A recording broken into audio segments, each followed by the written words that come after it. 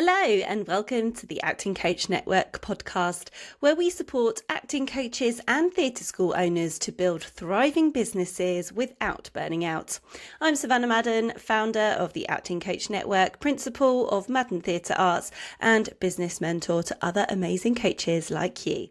And today we're getting stuck into a really exciting topic, putting on shows, because it is show season right now. So whether you're a solo coach running one-to-one sessions, the owner of a theatre school, or someone thinking about adding performances into your business, this episode will give you a comprehensive overview of what it really takes to put on a show. We'll cover everything from venues, costs and rehearsals to the hidden challenges and the incredible rewards that come with showcasing your students' hard work. Let's get started. So why put on a show? I hear you ask. First off, why should we bother with them at all? In my view, no matter the size of your business, whether you're coaching children, teenagers or adults, putting on a show is such a powerful thing to do. It's a wonderful way to celebrate your students' progress, give them a chance to shine and experience that rush of performing in front of an audience. Showcasing your work to parents and carers and your wider community is also a great idea, and from a business point of view, it's a fantastic marketing opportunity. The photos, videos and social media content you generate from just one performance can fuel your promotional efforts for months. And remember, a show doesn't always have to mean a full-scale production. If you work with adults or in smaller groups, you might consider a sharing session, an improv night, a monologue slam, or an informal studio performance. It's all about creating a platform for your students to feel seen and celebrated that suits your setup. So finding and choosing a venue. So once you decide to stage a show, your venue is key. Are you going to hire a full-scale theatre, use a school's auditorium, a community centre, or perhaps a smaller intimate space? When choosing your venue, factor in the cost. Most venues require a deposit, and some will ask for full payment up front, while others might let you settle the balance after the event. Ask what's included. Do they provide lighting or sound equipment, a technician, or will you need to hire external professionals? Check what facilities are available: microphones, stage lighting options, dressing rooms, accessible facilities, and so on. And be clear about all the hidden costs: insurance, licenses, and extra staff if required. So ticketing and show fees. A question I get asked a lot is, how do you cover your costs? So selling tickets is a must. I personally use a platform called Stage Stubs, which I love because the audience covers the booking fee and you set the ticket price and receive the full value. In addition to tickets, you may want to charge a show fee, especially if you're providing costumes, props, or extra rehearsals, and this can really help with the costs. The fee can vary depending on your area, but typically I've seen anything from a £5 to £50 per participant. So it really does depend on your location and the scale of the production. And if you're hiring photographers, videographers, printing programs, or providing refreshments, ticket sales alone just won't be enough to break even. So it's about balancing those income streams sensibly. Another way to generate revenue is to reach out to have your event sponsored. You could contact local businesses to do a deal with them where you can promote their business on your social media channels, and in return, they sponsor your event. This is a great way to build your visibility too. You could start with an email out to all the parents of your school and see if the companies they work for would be interested, or they are business owners themselves. Then you could start reaching out to local businesses. Costumes and props. Costume decisions will depend on your show's style. For large-scale productions, you might hire costumes or buy them in bulk. For small-scale productions or solo pieces, I'm a fan of dress to suggest. So for instance, a simple apron for a scene about a cooking competition works really, really well just over some black clothing. This approach keeps costs low and reduces logistical stress while still supporting the audience's imagination. So, licenses, insurance, and legalities. When it comes to legalities, here are some essentials. Public liability insurance. Most venues will ask for proof. And if I'm honest, if you are in a coaching business or a theatre school owner, you should probably already have this.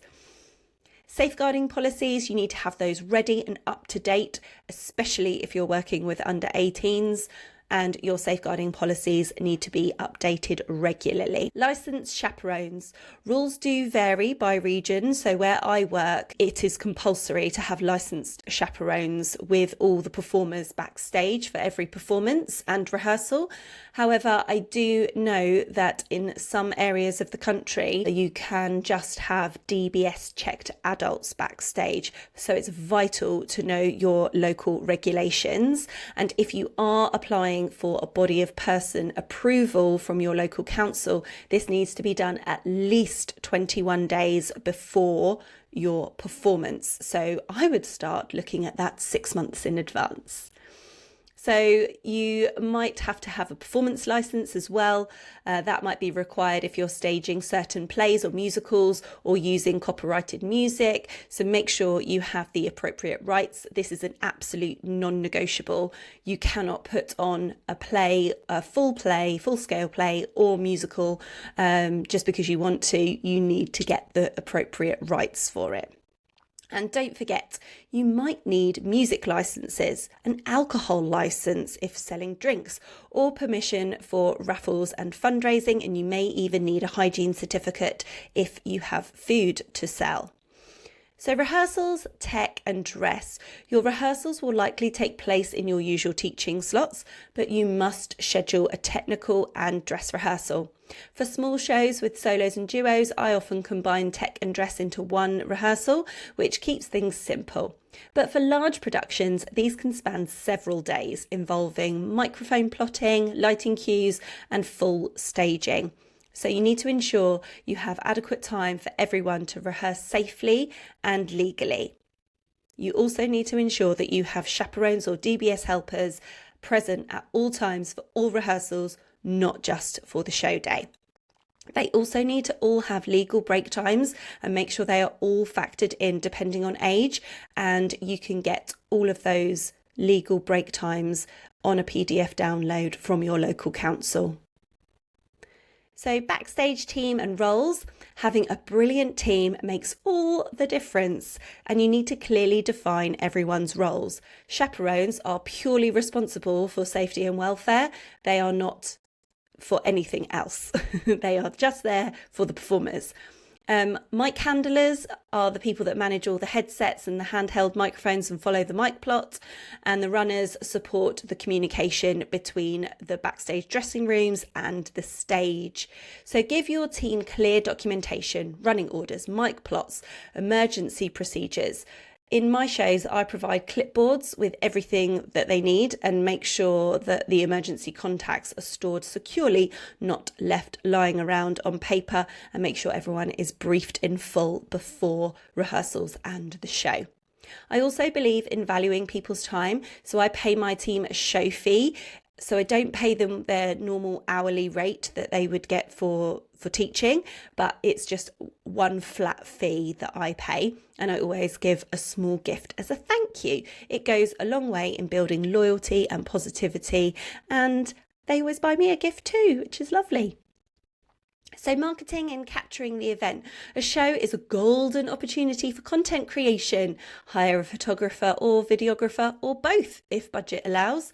They're worth every penny for the quality of material you'll get. If you're on a bit more of a budget, definitely consider asking a trusted student or an assistant to capture behind the scenes footage on your phone. That still goes a really long way to help with your marketing. You can use this material across your website, social media and marketing campaigns for months, and it goes without saying that you obviously need consent for any images you share. Communication is key.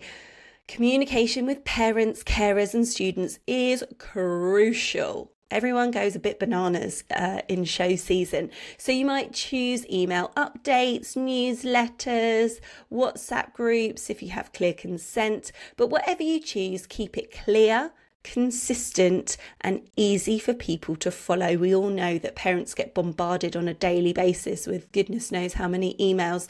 So make sure yours are clear and concise. And yes, let's expect the unexpected. And as they say, whatever happens, the show must go on. Because here's the truth. No show runs without a few hiccups. Whether it's last-minute dropouts, venue mix-ups or tech snags, something will crop up. The key?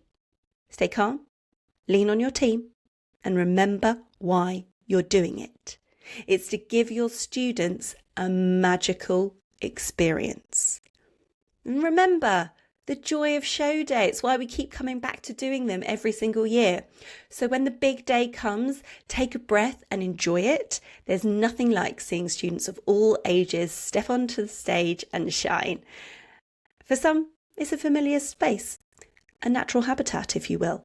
For others, it's the first time they've performed, and the transformation can be extraordinary.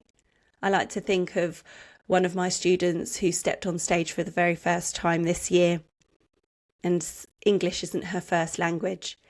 And the confidence and the talent she displayed on the stage was just incredible. I wanted to bow down and worship her. She was just amazing. And it is moments like that that remind me why I love what I do. So here are my final thoughts. Putting on a show is hard work. I am not going to lie to you. It isn't always the most financially rewarding part of running a theatre school or coaching business, but the value it brings to your students, your community, and your brand is priceless. And as we've discussed, there are ways of making additional revenue to help with the costs of a show. So if you're planning your first show, aim to at least break even. Plan carefully. And if you want help budgeting or planning your next production, whether it's your first or your 15th, I'd love to support you. Thank you so much for listening to the Acting Coach Network podcast. I hope you're leaving today feeling inspired and ready to take on your next show. If you loved this episode, be sure to hit subscribe and leave a review. It really helps get the word out to more amazing coaches like you. Come join the conversation over in our free Facebook group, The Acting Coach Network, and you can connect with me on Instagram at The Acting Coach Network, or drop me an email at savannah@savannahmadden.com, and that's all without H's on the end. You can also catch the video version of this episode on our YouTube channel. Just search The Acting Coach Network. I hope this has inspired and supported you in your show planning. Until next time, take care and happy directing.